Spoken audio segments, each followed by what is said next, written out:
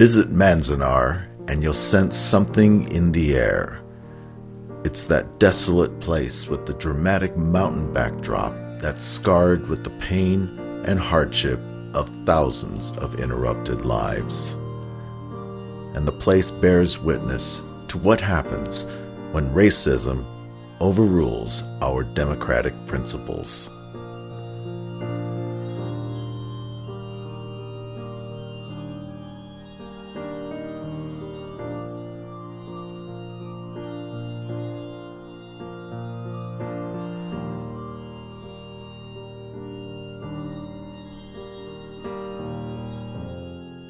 The Manzanar National Historic Site, which is operated by the National Park Service, preserves the place where 10,000 Japanese, the majority of whom were American citizens born in the United States, were forcibly interned during World War II. Manzanar is one of 10 sites in remote locations in the United States that in total housed some 120,000 people.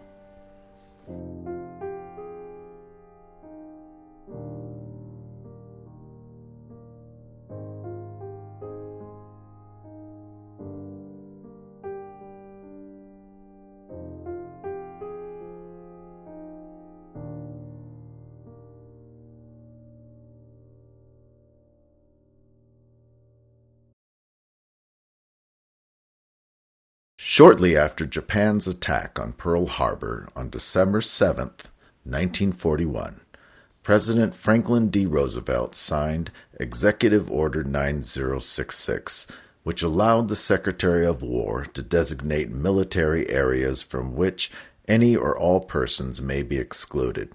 This authority was used to remove all people of Japanese ancestry from the nation's west coast to remote, inland locations.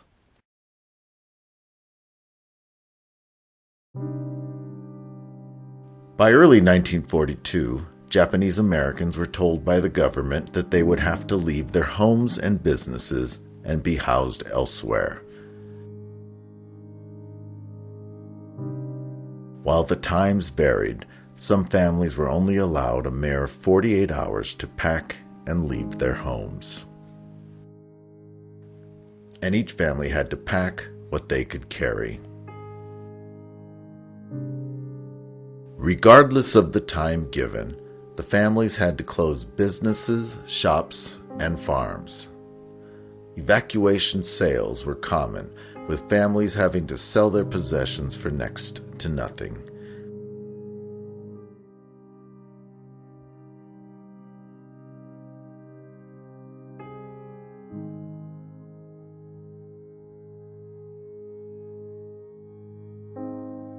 All eventually arrived at internment camps such as Manzanar.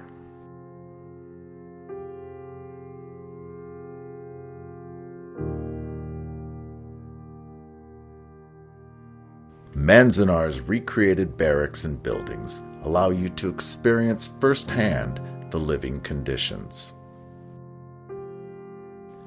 At Manzanar, each barrack consisted of 4 20 by 25 foot rooms, and 8 people were assigned to each. If families did not meet the required number for a room, they were housed with strangers. In many camps, 25 people were often forced to live in spaces built to contain 4 people.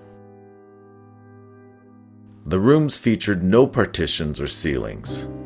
As a result, there was no privacy.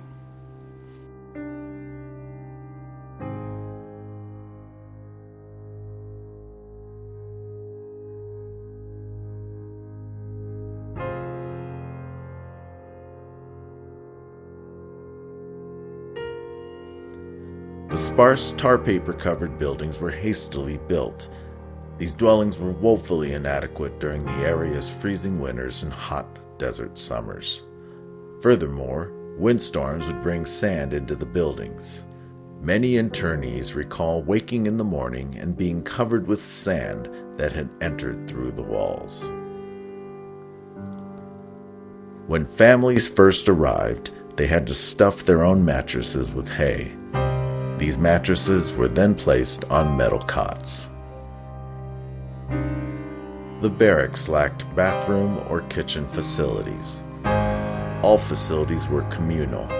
The toilet and shower facilities were open and offered no privacy.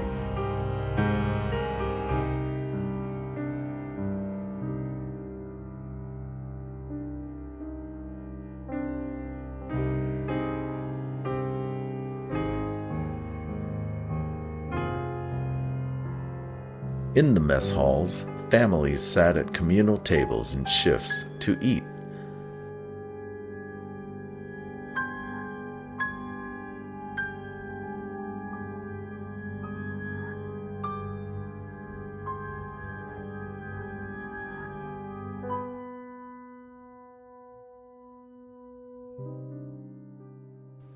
Manzanar consisted of 36 blocks, each of which housed up to 300 people in 14 barracks.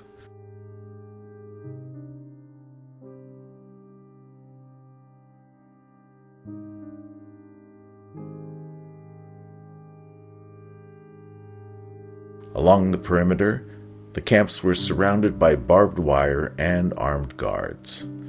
Security was not there to protect people inside, but to prevent their escape.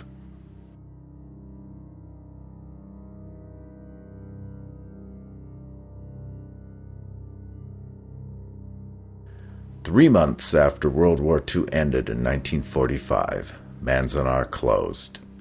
The internees tried their best to rebuild their lives, but most suffered enormous financial losses as a result of being pulled from their businesses and farms. Many lost their homes, and many discovered that they weren't welcome back in their former communities.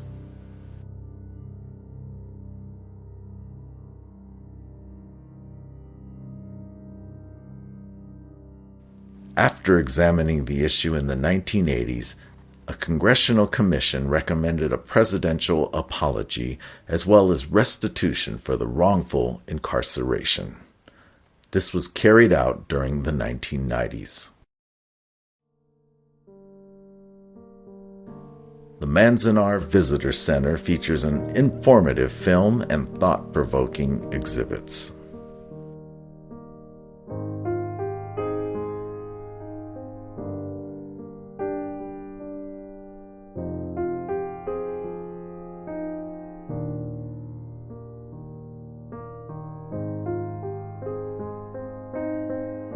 In 2017, I toured Manzanar with my daughter.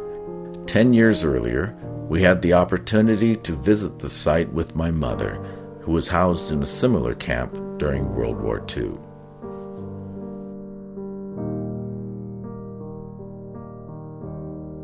Today, one can't imagine what it must have been like to step off of the bus and encounter the remote location and crude housing and being thrust together with strangers in cramped rooms and communal areas. And furthermore, the internees had no idea how long they would be here or what their future held.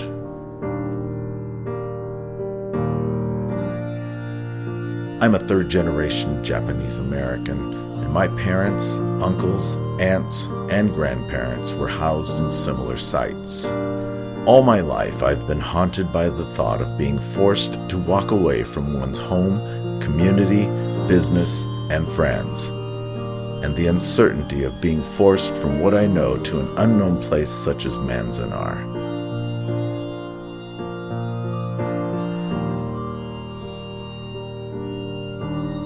The pain and suffering of the older Japanese American generations is truly inconceivable.